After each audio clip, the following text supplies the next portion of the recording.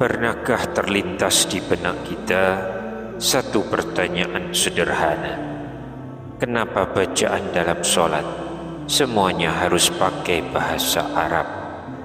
Padahal umat Islam itu tidak hanya orang Arab, ada yang dari Indonesia, Afrika, Jepang, Eropa, sedangkan tidak semua dari kita bisa berbahasa Arab.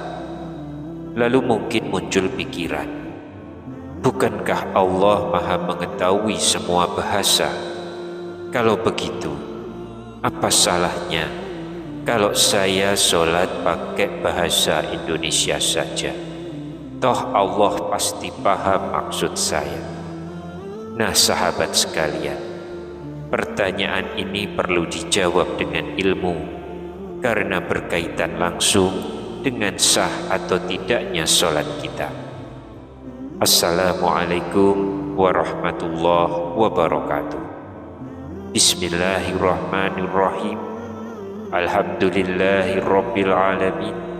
Wabihi nasta'inu ala umurid dunya waddin.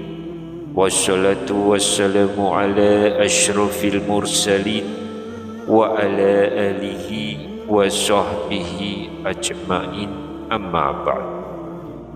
Semoga Allah subhanahu wa ta'ala senantiasa melimpahkan rahmat, kesehatan, keberkahan rezeki dan kemudahan dalam segala urusan kepada sahabat-sahabat semua yang sedang menyimak kajian ini dimanapun berada. Dan jangan lupa silahkan tuliskan doa dan hajat sahabat-sahabat semua di kolom komentar. Insya Allah kita doakan bersama, dan semoga Allah subhanahu wa ta'ala mengabulkan segala keinginan baik kita. Amin ya rabbal alamin. Sahabat istiqomah yang dirahmati Allah, pertama-tama kita pahami dulu, kenapa semua bacaan dalam sholat itu menggunakan bahasa Arab? Jawabannya bukan semata-mata karena Islam berasal dari Arab, tapi karena Allah sendiri menurunkan Al-Quran dengan bahasa Arab. Allah berfirman, Inna anzalnahu Qur'anan Arabian la'allakum ta'qilun. Sesungguhnya kami menurunkannya sebagai Al-Quran berbahasa Arab agar kalian memahaminya. Quran Surat Yusuf ayat yang kedua. Bahasa Arab dijadikan oleh Allah sebagai bahasa pemersatu umat Islam dalam ibadah. Karena kalau setiap bangsa menggunakan bahasanya sendiri, maka akan hilang keseragaman dan kemurnian sholat itu sendiri. Lalu sekarang pertanyaannya, apakah boleh mengganti bacaan sholat dengan bahasa selain Arab? Sahabat istiqomah, dalam hal ini tidak ada perbedaan besar di antara ulama 4 mazhab. Mayoritas mengatakan tidak boleh. Mengapa? Karena sholat itu bersifat tauqifiyah, artinya tidak boleh dilakukan kecuali sebagaimana dicontohkan oleh Rasulullah SAW. Nabi bersabda, "Shollu kama ra'aitumuni usolli." Sholatlah kalian sebagaimana kalian melihat aku sholat. Hadis riwayat Bukhari. Artinya, cara, gerakan dan bacaan dalam sholat harus sama dengan yang dilakukan oleh Nabi Shallallahu Alaihi Wasallam. Tidak boleh diubah-ubah, termasuk bahasanya. Nah, lalu bagaimana kalau ada orang yang belum bisa bahasa Arab, bahkan belum hafal bacaan sholatnya? Apakah sholatnya tidak sah?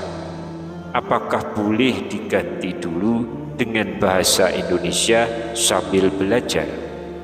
Jawabannya adalah tidak boleh. Tapi ada solusi syar'i yang diajarkan Nabi.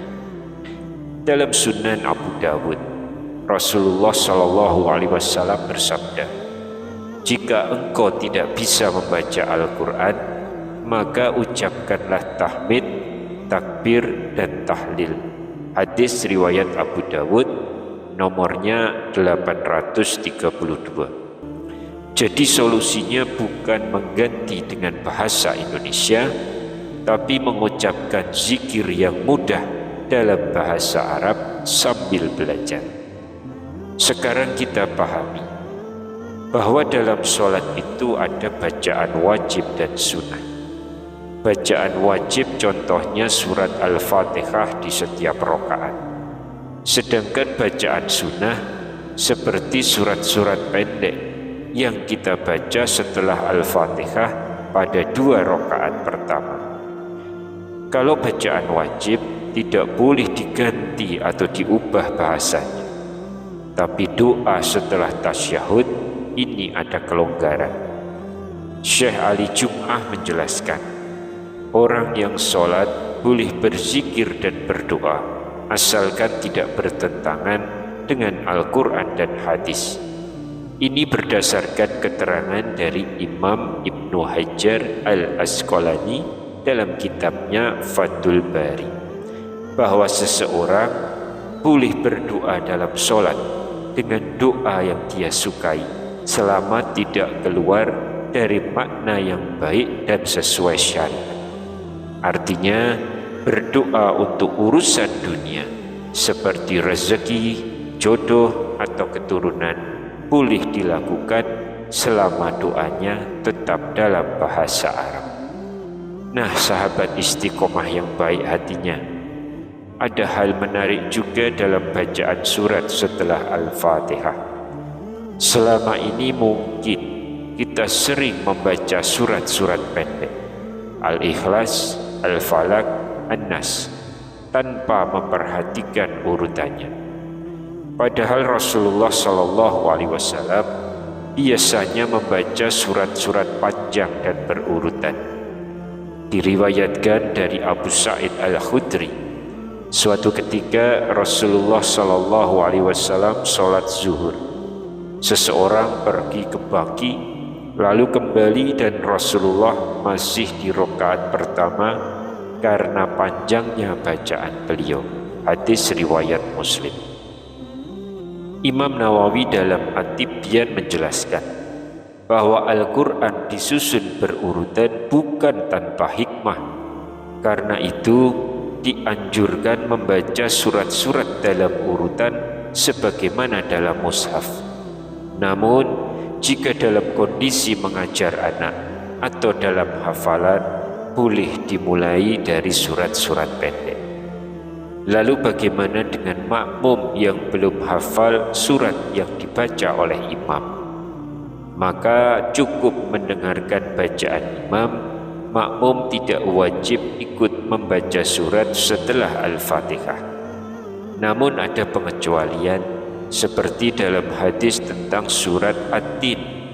Alaihissallahu bihahkamil hakimin, bukankah Allah hakim yang paling adil?